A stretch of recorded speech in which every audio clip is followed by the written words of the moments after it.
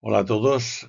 Vamos a hablar en este tema de actualización de la imagen multimodal en la patología aórtica. Como sabéis bien, la imagen es pivotante en el manejo, en el diagnóstico y probablemente en el seguimiento de los pacientes que tienen esta patología. Por lo tanto, con la aparición ya desde hace años de la imagen multimodal, hacía falta conseguir pues un consenso para que fuéramos todos a una y más o menos nos refiriéramos a los hallazgos de estas técnicas de imagen de una forma similar, tanto haciendo sus medidas como reportándolas. Entonces, pues el documento este que se publicó el año pasado, pues intenta aunar especialistas de la patología de aorta que se dedican muy esencialmente a la imagen e intentar buscar un consenso en la mayoría de patologías que pasaremos brevemente por encima y que pienso que puede ser de alto interés.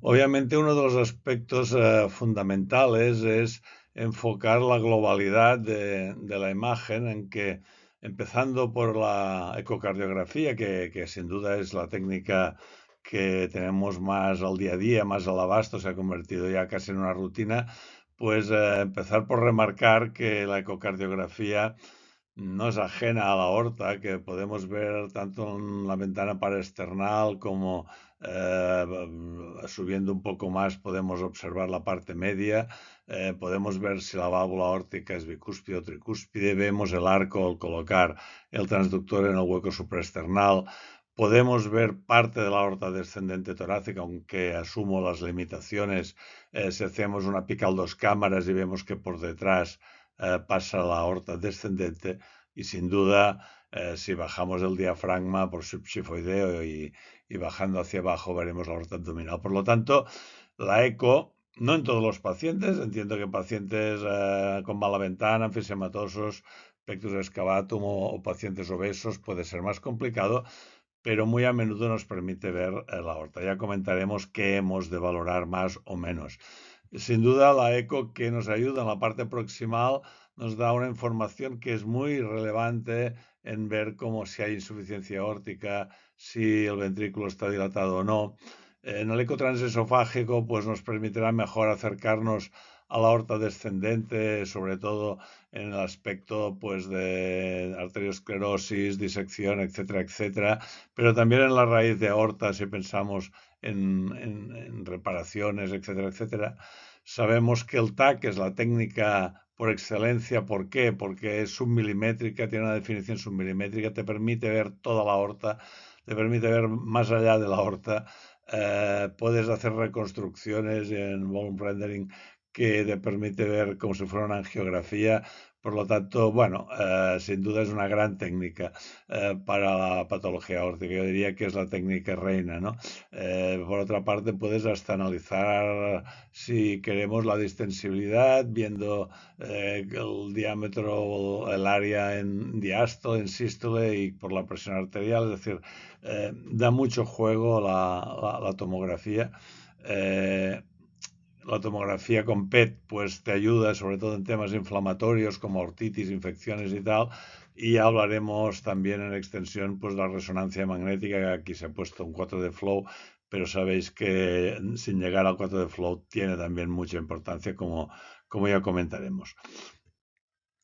Bueno, la primera pregunta que uno debería hacerse, porque es capital y sin duda vamos a indicar el manejo del paciente y si se debe operar ya o no, y esto es básico en la historia de un paciente, pues son los diámetros.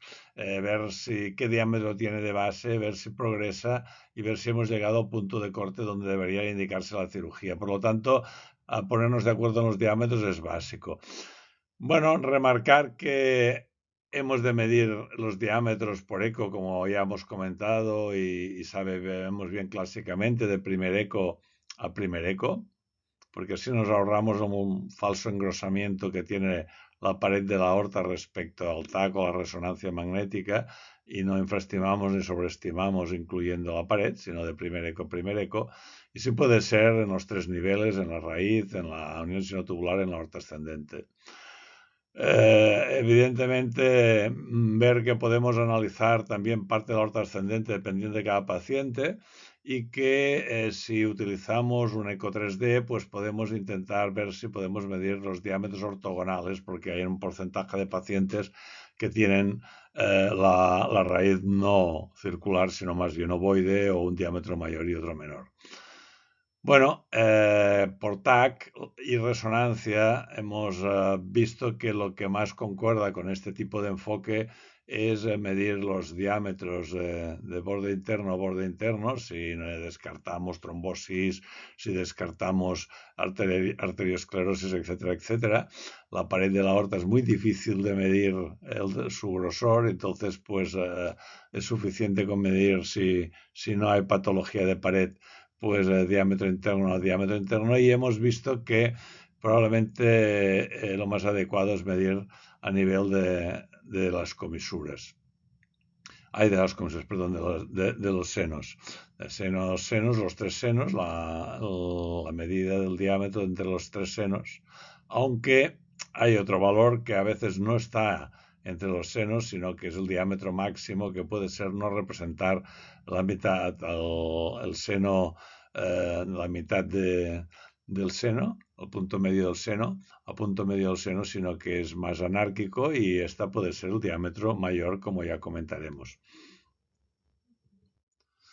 Aquí tenemos un ejemplo. Clásicamente se había medido pues en algunos grupos y sigue haciéndose desde comisura hasta seno, y esto pues normalmente infraestima un poco las medidas y no es lo más adecuado. Si la raíz es muy de tamaño normal no pasa nada, pero cuando la raíz se dilata más a nivel de los senos y por lo tanto la comisura queda más anclada y no dilata tanto. En este caso no queda representado porque tenemos una raíz normal, pero si estuviera en vez de 30, de 40 o más, pues entonces se dilataría en la parte media más y entonces habría una diferencia importante, con lo cual hemos establecido que sea a nivel de senos, o sea, la medida de un seno a otro seno, poner los tres diámetros. Y la duda, y aún esto no lo tenemos definido, por lo tanto creo que está por validar, es si hay que medir la parte media del seno a la parte media del seno, cual es un dato muy reproducible, o medir realmente, como he enseñado en la diapositiva anterior, el diámetro máximo entre senos, prescindiendo de que sea en la parte media o no sea la parte media. Obviamente, esta medida es probablemente donde reflejaremos el diámetro mayor.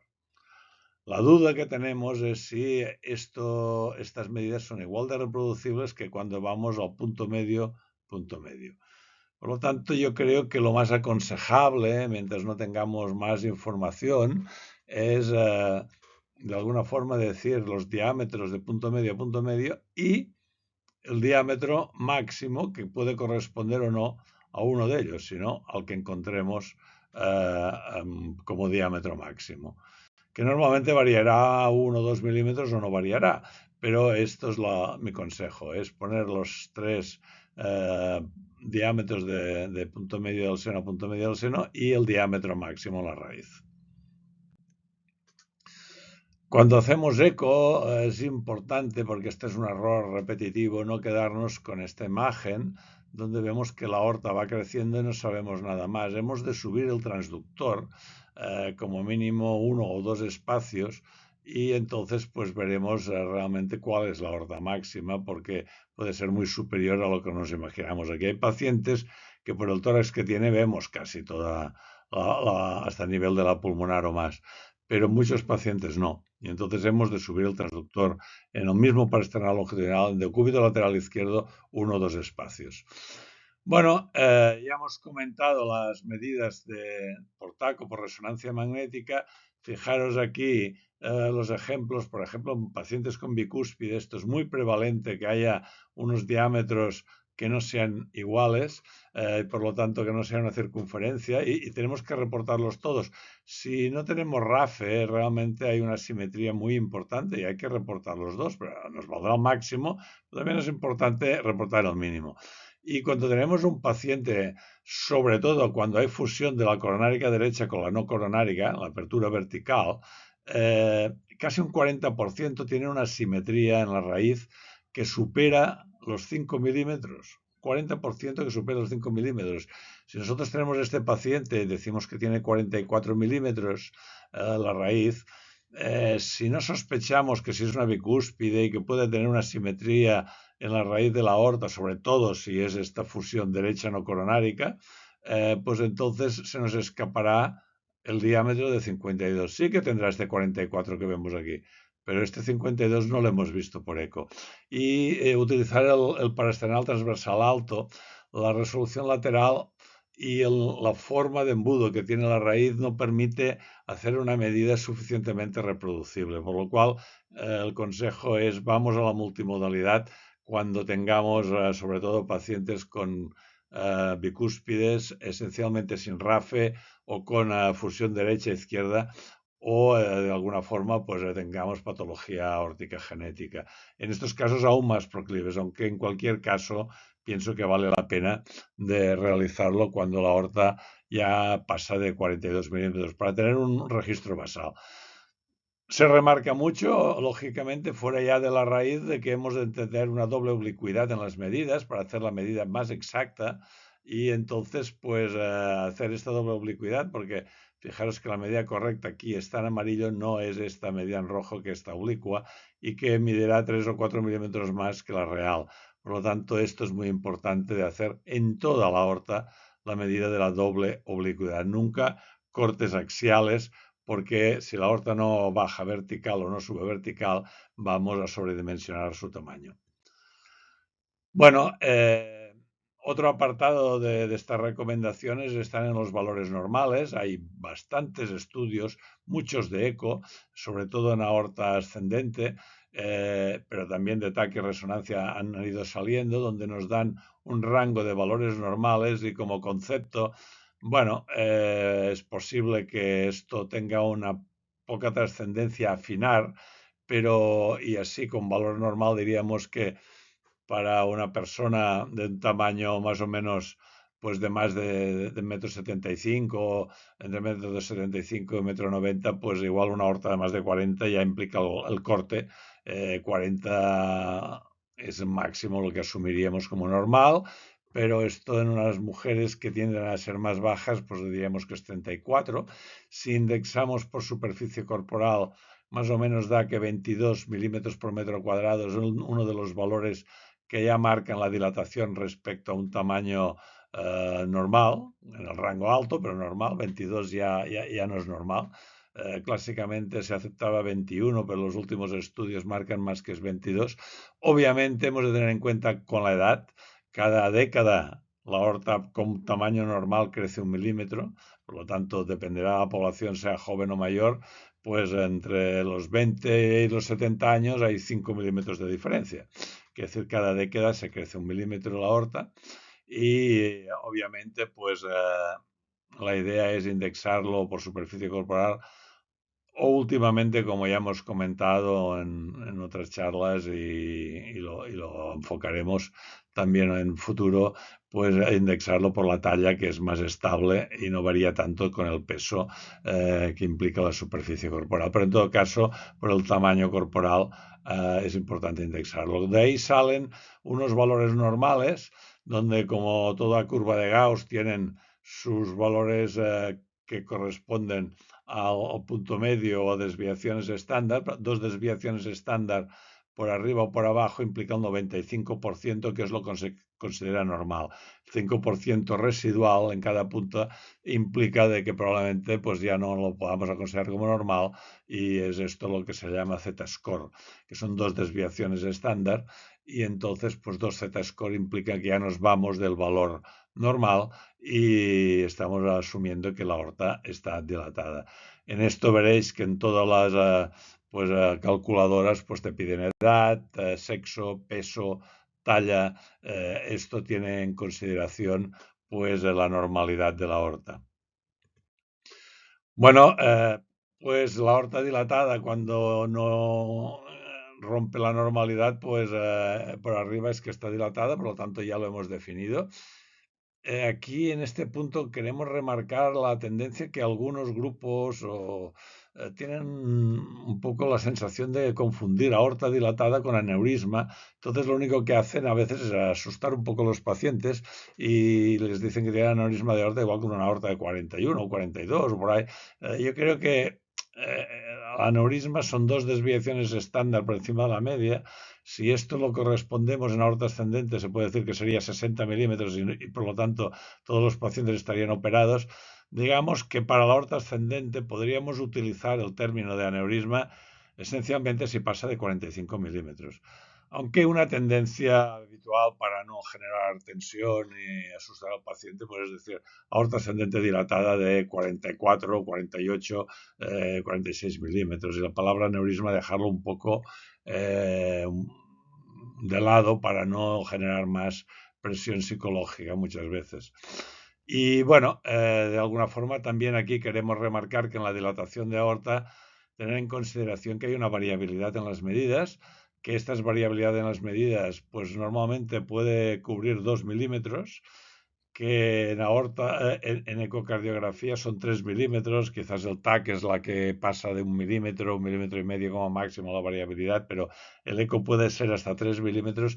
Un cambio de 3 milímetros antes de hacernos actuar obligaría a hacer otra técnica de imagen más exacta como puede ser el TAC y confirmar que realmente hemos tenido una dilatación de aorta. Esto es fácil si tenemos un TAC basal, si no, nos saldrá una medida que cuadrará o no, pero no sabemos si hace un año o dos ya cuadraba. Por lo tanto, mi consejo es que cuando tenga una aorta dilatada hagan un estudio basal que servirá de comparación cuando hay estos cambios que no entendemos muy bien, porque normalmente el paciente está sintomático con la dilatación de aorta.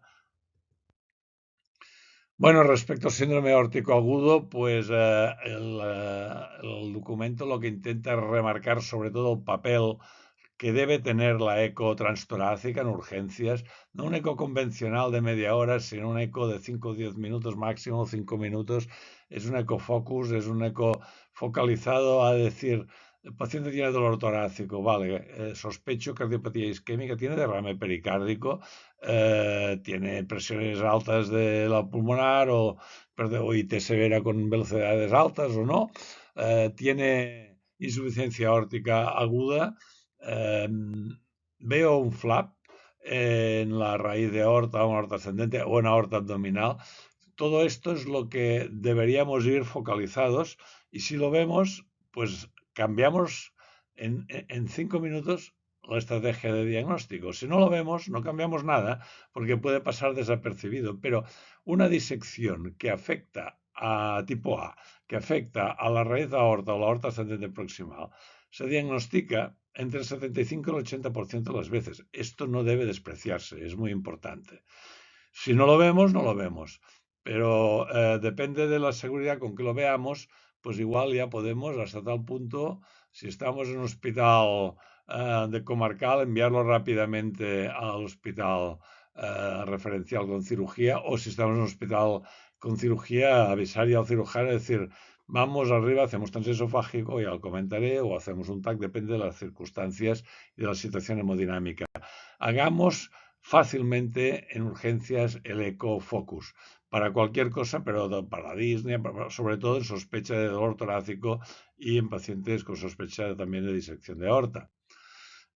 Obviamente, un hematoma intramural no lo veremos, o es casi muy complicado de ver el grosor de la pared como para descartar un hematoma por eco transtorácico. Por lo tanto, pues ahí jugará el eco transesofágico, que no somos partidarios de verlo, porque además de hacerlo, porque además puedes confundirte que si tiene un trombo, que si tiene una ortitis, si tiene otras cosas. Entonces, lo aconsejable en estos casos, que no veremos nada por el transtorácico además, es hacer un TAC sin contraste y ver esta zona de hiperatenuación que resalta aquí, que es sangrado activo en aorta ascendente, y que si hiciéramos, porque no lo vemos bien y tenemos duda de una resonancia, veríamos esta imagen aquí en la fase hiperaguda en T2, donde realmente nos dice que hay un sangrado hiperactivo en la pared de la aorta. Habitualmente, TAC, empezar siempre sin contraste y después contraste. Esto afecta a un 15% de los síndromes aórticos agudos. Por eso sigo remarcando, hacer un ecotranstorácico no descarta nada. Vamos a otra cosa, a ver cómo está el paciente, a ver si tiene derrame pericárdico, a ver muchas cosas que veremos en 5 minutos, pero el diagnóstico importante, definitivo, lo vamos a conseguir con el TAC. También la úlcera aórtica, que aún es más infrecuente, alrededor del 5% de los casos. Bueno, aquí los errores los realizamos porque hay muchos tipos diferentes de úlceras y unas pertenecen al síndrome aórtico agudo y otras no. Esta de aquí es una placa ulcerada que no toca la pared de la aorta para nada, y esto no significa ningún riesgo de ruptura ni nada. Si el paciente está asintomático, es un hallazgo, y por lo tanto no nos hemos de poner nerviosos, hemos de seguirlo, porque igual nunca se mueve y nunca se hace más grande. Veremos lo que pasa, pero no es un síndrome aórtico agudo, no tiene dolor, no tiene sangrado periúlcera, por lo tanto, tranquilos. Esta imagen es un hematoma intramural que ha roto la íntima en un punto, y entonces a partir de ahí, si pones contraste, da la sensación de que tiene una úlcera fuera de la silueta de la aorta, pero no es una úlcera like. ¿Qué es esto de aquí? ¿Qué es esto de aquí? En estos casos, si esto es en fase crónica, tampoco pasa nada. A veces se quedan así y no evolucionan. Si está en fase aguda es porque hay tensión en la pared de la aorta, y entonces sería un criterio de riesgo como para plantearse si cirugía o endovascular. Cuando estás en la fase aguda, en los primeros 4 o 5 días, la primera semana, y ves un hematoma que rompe la pared. Pero después, en la reabsorción, pueden romper la pared sin que implique nada fuera de la fase aguda. Aquí podemos ver unas imágenes que no son ni úlcera aórtica, sino que son un hematoma con la comunicación de los vasos intercostales que salen de aquí, dan esta imagen que pasa flujo por allí. Por lo tanto, esto tranquilos, lo vemos aquí también. Son vasos que salen a través de un hematoma intramural, no quedan bloqueados. Y esto sí es una úlcera que deforma claramente la adventicia. Lo vemos aquí, vemos el calcio, vemos cómo deforma la adventicia, encima hay engrosamiento de sagrados alrededor. Esto es un síndrome aórtico agudo. Por lo tanto, vemos que hay diferentes tipos de úlcera. Hemos de intentar ver qué tipo de úlcera tenemos. Obviamente, dolor torácico o sangrado ya implica que es síndrome aórtico agudo. Una úlcera en frío implica analizar qué tipo de úlcera tenemos delante. Ya para ir acabando en el seguimiento, pues lo que vemos es que es importante de ver los pacientes que han superado la fase aguda, sobre todo las disecciones, también los demás hematomas y úlcera, pero sobre todo las disecciones, ver cómo evolucionan. Algunos no hay que tocarlos, pero otros se merecen un tratamiento endovascular. Para ver esto hay una serie de variables potentes. Una es, si damos de alta a un paciente con una aorta descendente de más de 45 milímetros, va a ir mal. Mejor que hagamos ya tratamiento endovascular en la fase subaguda. Aunque no tenga ninguna complicación, va a ir mal. Si tienes una puerta de entrada grande, va a ir mal, porque entra mucho flujo y se salvan muy pocos que tienen la suerte de tener una descarga también muy grande distal, pero no es lo habitual. Por lo tanto, puerta de entrada grande después de la fase aguda, tendencia a ir mal. Si la verdadera luz está muy comprometida por una falsa luz potente, como vemos aquí, que tiene una gran puerta de entrada y una falsa luz mucho más grande que la verdadera, más de las 3/4 es falsa luz, no llegamos al 20% de verdadera luz, otro factor de riesgo. Y lo que he dicho antes, una diferencia entre la gran puerta de entrada y una descarga distal. Estos factores podrían, en pacientes determinados, sin comorbilidades, de plantearles igual un tratamiento endovascular para intentar evitar que esto se anorexmatice y con los años nos encontremos con aortas de 60, 65, cuando podíamos prever que pasaría esto en la fase subaguda, donde la lamela, el flap y toda la aorta es mucho más remodelable. Bueno, para la coartación de aorta, la resonancia magnética, aunque también el TAC, son técnicas muy importantes, nos permiten ver perfectamente dónde está la estenosis de la coartación, el grado de circulación colateral que hay. Entonces, bueno, por eco podemos ver que existe, pero cuesta mucho de definir, nada que ver. Es difícil de quedarnos con un eco cuando tenemos un TAC, una resonancia, y podemos ver al paciente, ver si se merece una actuación y dilatarle esta coartación, y si un paciente pues realmente tiene un grado de coartación que no implica pues cirugía ni implica pues tratamiento percutáneo, pues hacer controles cada 3 o 5 años y ver que esto sigue igual, ¿no? Respecto a la arteriosclerosis aórtica, pacientes con embolias, con accidente vascular cerebral, con riesgo de arteriosclerosis, la técnica por excelencia es el eco transesofágico. El eco transesofágico nos permite ver en movimiento realmente las imágenes del flap, y esto pues tiene valor. A veces se acompañan encima de trombos que causan embolias. Obviamente que se ve muy bien porque el eco transesofágico sabemos que está limitado en que podemos ver desde la subclavia hasta el celíaco, pero no nos podemos ir más allá en la parte superior de la aorta ascendente al inicio del arco. Bueno, pues el TAC nos permite ver también estas zonas, pero la movilidad es importante y la definición que nos da el eco transesofágico también es muy importante para el seguimiento. Estos pacientes, algunos hay que antiagregarlos, hay que darles estatinas, y hasta el punto algunos hay que, se han hecho embolias y tal, anticoagularlos y ver qué pasa, ¿no? Cómo evolucionan.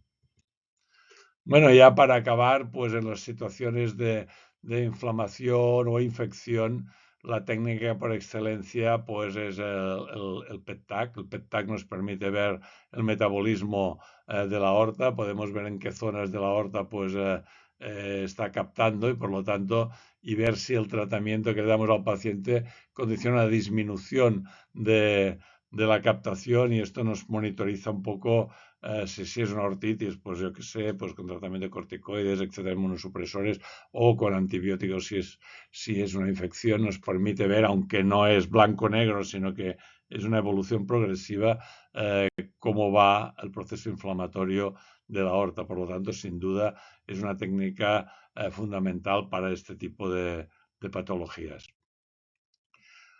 Por lo tanto, diría que como conclusiones, primero remarcar que la imagen multimodalidad juega un papel pivotante en el diagnóstico y manejo de la patología aórtica. El interrogatorio debe hacerse, pero es pobre.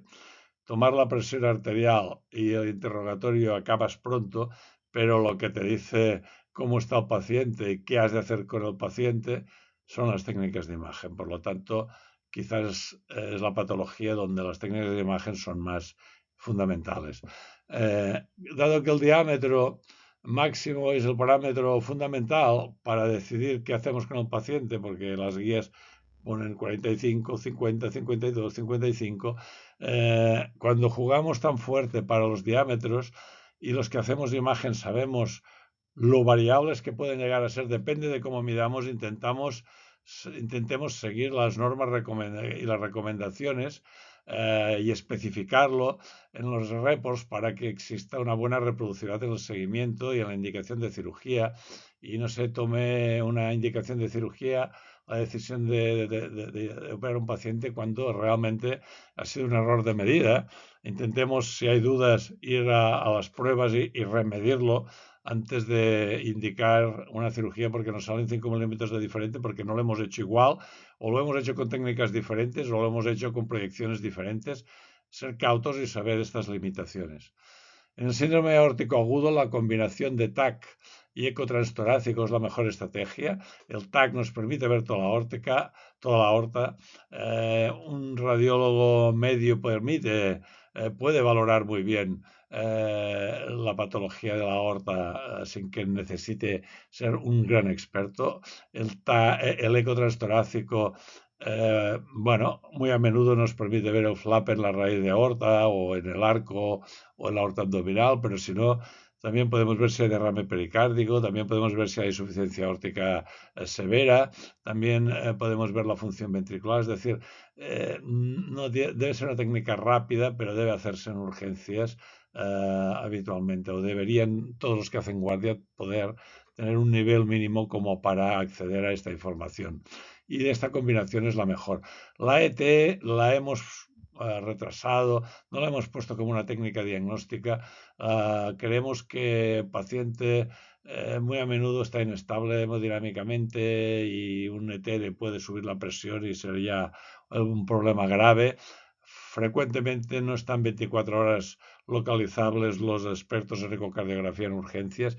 Pensamos que es mejor el ET moverlo igual en quirófano con un paciente anestesiado, donde o antes de que abran si quieres el tórax del paciente, pero que es fundamental, pues de alguna manera, pues ver si realmente tiene una disección, si porque el paciente estaba, yo qué sé, chocado o taponado, no hemos hecho ningún TAC y hemos ido arriba antes de poder meter un error porque pensamos que sí que está disecado, pero no estamos seguros, pues hacemos el transesofágico después de haber anestesiado al paciente antes de que lo abra el cirujano.